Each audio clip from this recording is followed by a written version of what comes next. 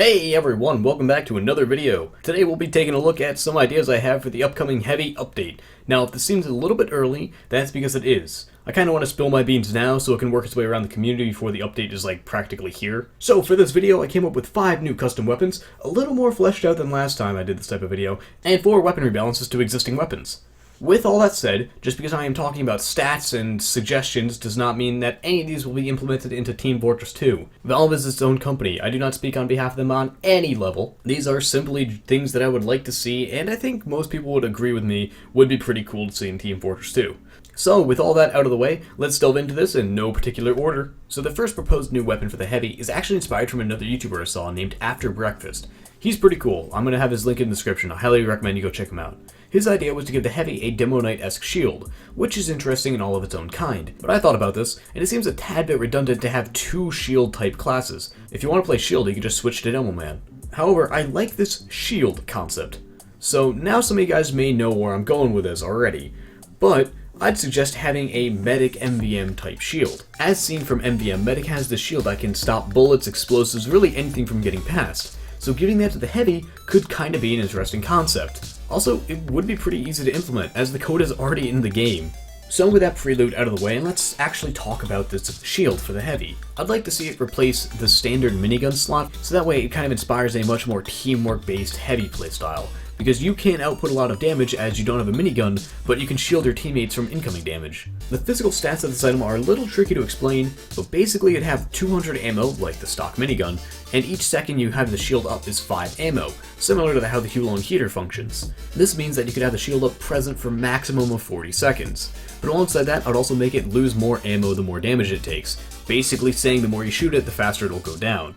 It also cannot regain ammo from dispensers, because imagine trying to push a sentriness that has one of these guys sit in front of it. Now the finite details of this I'm still not 100% clear on, like whether players should be able to walk through it, or whether it gains ammo from ammo packs, because you can argue on both sides. For players walking through it, some might say that if you're able to walk through it, it kinda defeats the purpose. But if you're not able to walk through it, it could be really annoying on those tight choke maps. With the ammo thing, it'd be interesting to see it regain ammo after time, but not be able to pick up ammo packs as a trade-off. Honestly, I can't decide for the life of me between these two, so let me know in the comments which one of these you prefer to see. Again, it probably won't ever be added into Team Fortress 2, but I still think it's a fun concept to ponder upon. The second new item I got is the complete opposite of that. Actually, I don't know if you can call it new, but basically I would like to see the return of the Ludmilla.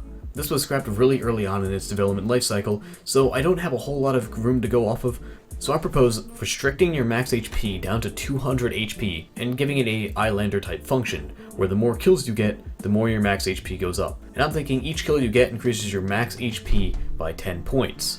So, say you get 10 kills, now your health is back up to 300, and it eventually stops at 400. This could be pretty interesting as it functions much like the Islander does, except it's a minigun. I don't know, due to the fact you have less health, in fights you're going to be a lot more squishy. So if you get the drop on someone, you can start racking up health before that you start bleeding out like a pig. But if they happen to get the drop on you, it's pretty much over. It balances itself out in that regard, and it's simple enough that most players would like to try it at least once. It might not be the best minigun, but it would certainly be fun and have the potential to be really great. Now the next 3 items I have already mentioned in my other heavy idea video, except I never really fleshed out these concepts, so here we are. As I think they are good ideas, and so far I haven't received any criticism too bad on them, so why not mention them again? It could make for some interesting debate in the comments section. First up is a minigun with faster fire rate but poor accuracy. So this weapon does a lot more damage at close range and less damage at a medium to far range. Also, a hidden little stat about this weapon, due to the fact it fires faster, it would also chew through ammo like there's no tomorrow. However, a neat little hidden upside to it is due to the lack in accuracy, it'd be able to hit a bunch of classes at the same time, thus creating this mow down sort of effect. It would encourage a much more up close sort of heavy, where you kinda need to get up close to do a lot of damage. Also, if this seems underpowered, give it no spin up sound so you can play like stealthy heavy and ambush players with it. But in my personal opinion, that might make the Tomislav irrelevant if this is ever implemented, but whatever happens, happens. The next weapon has received a tad bit of revisions thanks to the comments in my last video, so I took this into advice and this is what I came up with. But basically, I would like to see a heavy edible secondary that acts similar to the battalion's backup, where it gives you a noticeable resistance effect which can be seen from a distance. Then the stats would be like 25% resistance to all sources while in use. Also, have it be able to stack with any and all effects. That way, it can still be useful with Brass Beast, Natasha, Fist of Steel, and all the other resistance-giving items in TF2. The duration is about as long as the buffalo steak, which is about 20-25 seconds or something similar to that. Now this 25% resistance is a small enough bonus that on your own it can be beaten, but noticeable enough to drive some fear into the enemy. This item also grants no healing when consumed, similar to the steak. However, that's its only downside. Still takes 30 seconds to recharge, and it drops a medium health pack like the sandwich. This weapon would be more beneficial to a teamwork style heavy due to the lack of healing it provides. So when you're out in battle by yourself, it's not gonna be a great situation for you. Which, that itself right there balances this weapon out.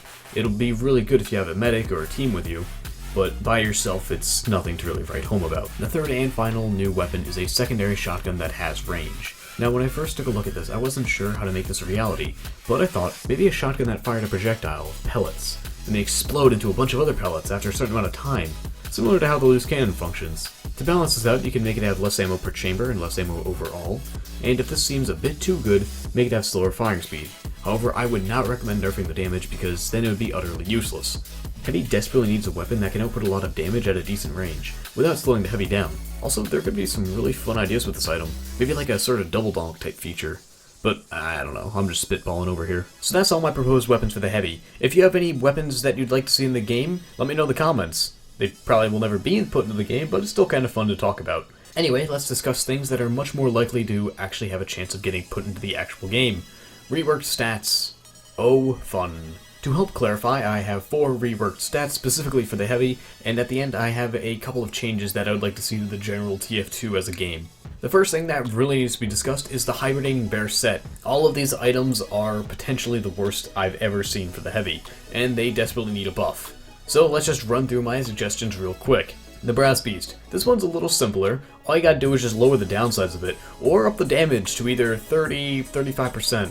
But then this weapon will seem comedic, because it'll have a humongous downsides with humongous upsides. I'd recommend just lowering the downsides, and then this weapon will be pretty mediocre. Next is the Buffalo Steak. Now I like the melee restricted concept, it's fine and dandy, but what would be nice is having the ability to cancel it and removing that plus 25% damage. You already will take a lot of damage because it's melee only, like a pyro can air blast you and send you flying, knockback from a rocket can send you flying, sentry knockback, all these different types of knockbacks can just destroy you, and you can't do anything about it because you're stuck with melee.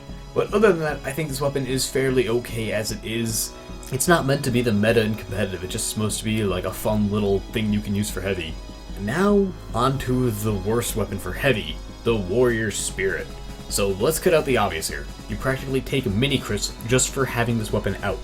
Then you only gain 50 HP back on kill, which is like nothing to the heavy. So you can either lower the damage intake to like 15%, or make it act like a mini bushwhacker.